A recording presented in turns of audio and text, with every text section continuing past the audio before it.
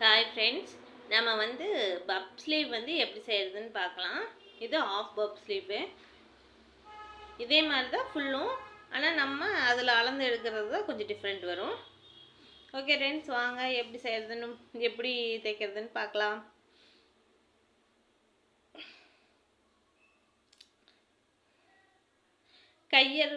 கை சுற்றளவில் நாம் 3 மடங்கு எடுத்துக்கலாம். ரொம்ப பப் வேணும் அப்படின்னு சொல்கிறவங்களுக்கு. இதே கையோட சுற்றளவில் நீங்கள் கையளவு சுற்றளவு இப்போது 8 இன்ச்சுன்னு வச்சுக்கோங்க. 2 8 16 இன்ச் எடுத்து நம்ம பப் ஸ்லீவ் வச்சுக்கலாம்.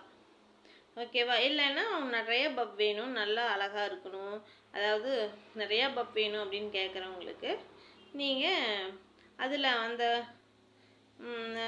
2 8 16ல் இன்னொரு 8 சேர்ந்து எடுத்துக்கலாம். இல்லைன்னா உங்களுக்கு துணி இல்லைன்னா பாதி எடுத்து நாம் பப் வச்சுக்கலாம். அப்படியே ப்ளீட்டாக தைச்சு ஒரு சைடு தைச்சிட்டு ரெண்டாவது சைடும் இப்போ வந்து தைக்க போகிறேன். நீங்கள் வந்து அந்த பக்கம் இருக்கிற அளவே தான் இந்த பக்கம் வைக்கணும் அப்படிங்கிறதெல்லாம் இல்லை. உங்களுக்கு அப்படியே மடிப்பு வரும், நீங்கள் அப்படியே மடிப்பு எடுத்து வச்சுக்கலாம்.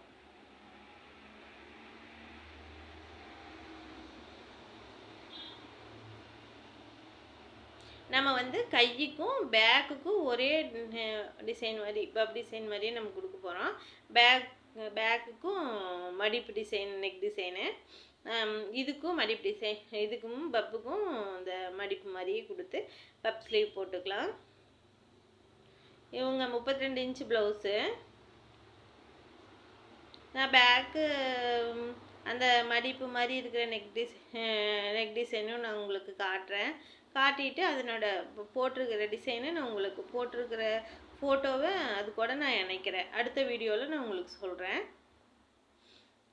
இப்போ வந்து ப்ளவுஸோட பார்டரில் ஒரு சைடு வந்து சின்ன பார்டரு, அந்த பார்டரை வந்து நான் கட் பண்ணி எடுத்துருக்கேன். இதே போதும் ரெண்டுக்கும். நம்மளுக்கு வந்து இப்போ ஸ்லீவோட நம்ம ப்ளீட் வச்சது வந்து கம்மியாக இருக்குது, அதனால் இந்த பக்கம் கொஞ்சம் அந்த பக்கம் கொஞ்சம் பிரித்து எடுத்துக்கலாம்.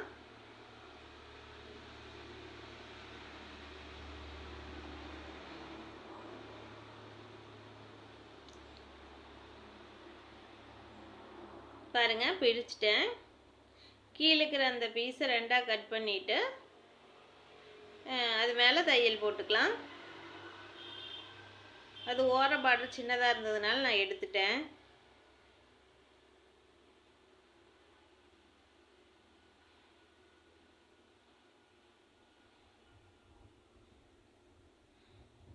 ஒரு குதிரை அளவுக்கு அடிச்சுக்கலாம்.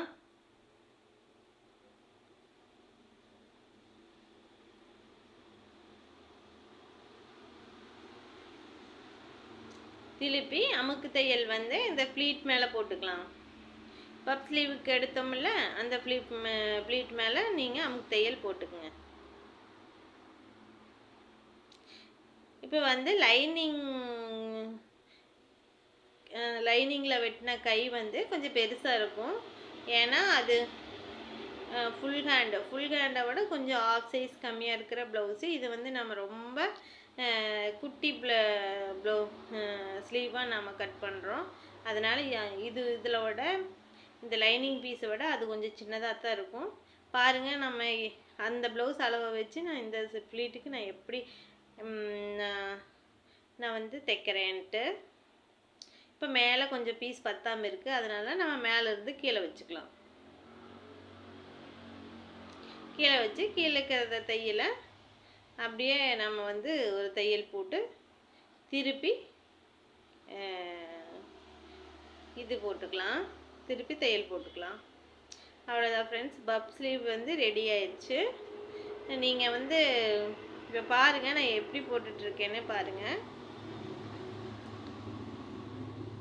அளவு ப்ளவுஸோட கை வந்து வளர்த்தி நம்மளுக்கு வந்து ஆஃப் வெப் வந்து கேட்டிருக்காங்க, அதனால் அவ்வளோவா நான் வந்து உள்ளே மடிச்சிட்டேன். வந்து நல்லா கீறி விட்டுட்டு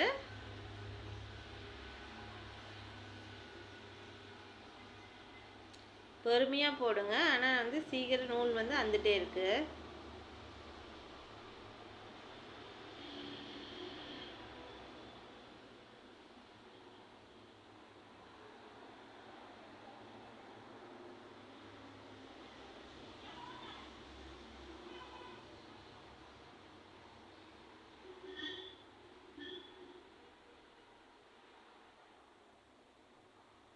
ஏன்னா நூல் மாற்றணும். அது வந்து பிங்க் கலரு கீழே, அந்த கீழே அடிக்கலான்னு பார்த்தேன். ஆனால் பிங்க் கலரோட கலரு.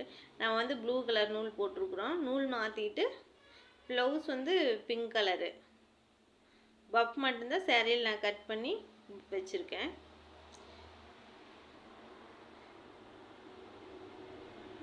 பாருங்கள் பப் வந்து எவ்வளோ அழகாக இருக்குன்ட்டு. இதை வந்து கட் பண்ணிடலாம். எக்ஸ்ட்ரா இருக்கிற பீஸ் எல்லாம் கட் பண்ணி எடுத்துக்கலாம்.